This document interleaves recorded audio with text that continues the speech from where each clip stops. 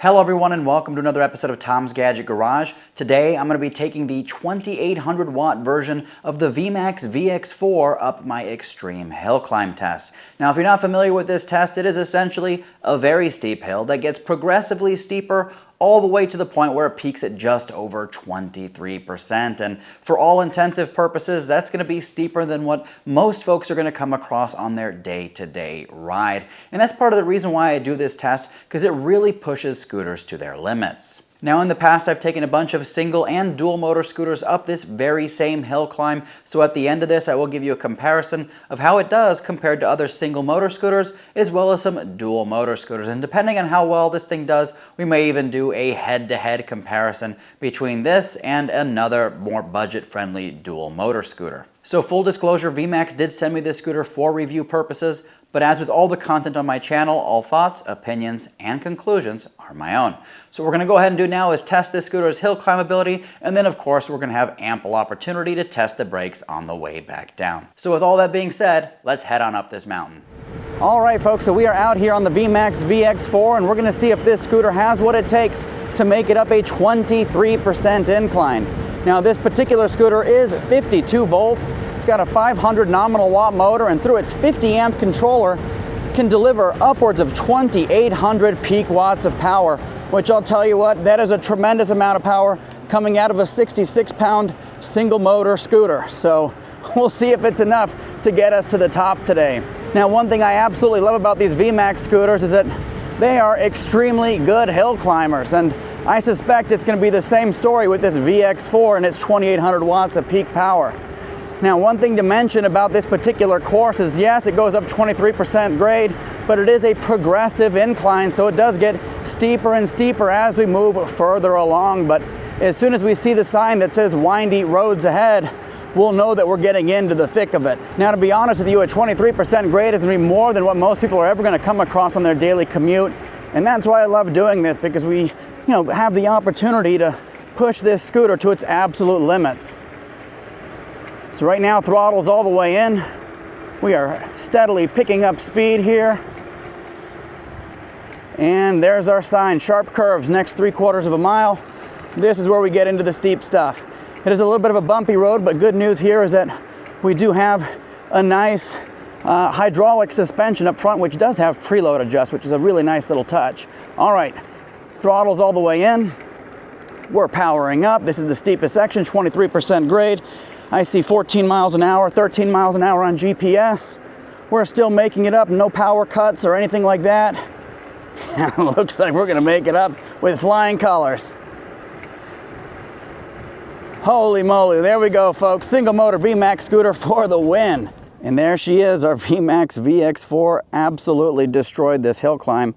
I'm gonna go ahead and stand over here and give you a quick little look of what we just came up. You can see this windy mountain road coming all the way up, just over 23% grade, and this scooter tackled it beautifully. All right folks, well as the saying goes, what goes up must come down, so now we'll have ample opportunity to test out the brakes. Now these VMAX scooters have an interesting brake setup. This particular scooter has a front drum brake, a rear disc brake, as well as electronic regenerative braking in that rear motor. So we should have plenty of stopping power, but we'll test that out. Here we go, first little steep section coming down. So far brakes are doing a good job allowing us to control our descent. That's one thing with these scooters, a lot of them can go up very steep inclines, but if you don't have the brake set up, it can be a little tricky coming back down. So far so good. I am pumping the brakes right now. That way we don't overheat our rear disc and glaze things over.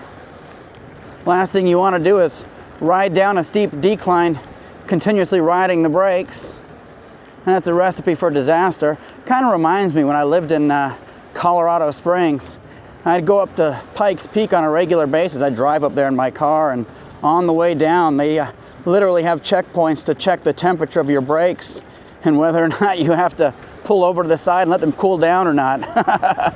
Very reminiscent of that. If I release the brakes, we immediately start picking up speed very quickly. You definitely don't want to go up a steep grade, come back down, and get to a point where you're going too fast where you can't adequately slow down. All right, this is steep. I don't think the camera catches it, but we're coming to a stop and we can definitely do it. Coming down a steep grade. So there you have it. That was our hill climb test. Let's go ahead and see how this scooter compares to some of its competitors.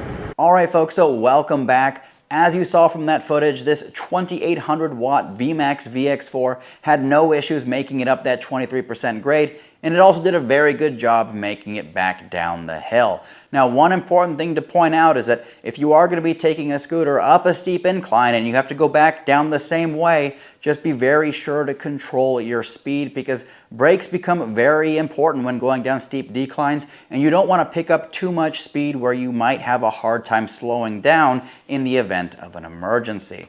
But if you're curious how this scooter compares to other single motor scooters, as well as some other kind of lower power dual motor commuter scooters, I'll go ahead and put a comparison chart up on the screen for you here. And as you can see, this VX4 did a phenomenal job. It came in at the top spot, slowing down to just 13 or 14 miles an hour. And the reason why I say 13 to 14 is that the GPS that I'm using is measuring whole mile an hour increments. But one thing you might be noticing about this chart is that these VMAX scooters are really concentrating themselves at the top of the performance chart. So kudos to VMAX for putting out some torquey hill climbing scooters. Now, I can't just leave you comparing this to some single motor commuter scooters. I also want to give you a comparison to another popular dual motor scooter that's out there that I've also covered on this channel in depth, and that is the Ausom DT2 Pro, which is a 52 volt dual motor scooter. So let's go ahead and see how this VX4 does compared to that.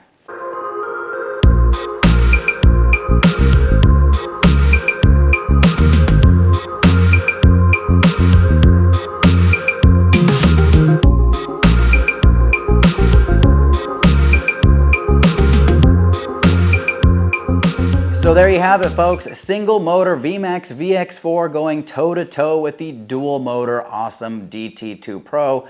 That is absolutely fantastic performance, and as I was alluding to before, it's kind of blurring the lines between single motor and dual motor scooter performance. We're finally getting to a point where these single motor commuter scooters are actually making for very good hill climbers. Now, obviously, you know, from that footage, the DT2 Pro did come out ahead by about a fraction of a second, slowing down to just 14 miles an hour instead of the 13 to 14 that we saw with the VX4. But keep in mind that the VX4 is able to deliver that performance while weighing in at 7 pounds or nearly 7 pounds less. Anyways, let me know if you have any questions, comments, thoughts, concerns. Happy to address those in the comments section below. And if you do want to pick up one of these scooters, I will include an affiliate link in the description as well as any available coupons. And if you use that to make your purchase, it absolutely helps support this channel and keeps the wheels moving on future reviews.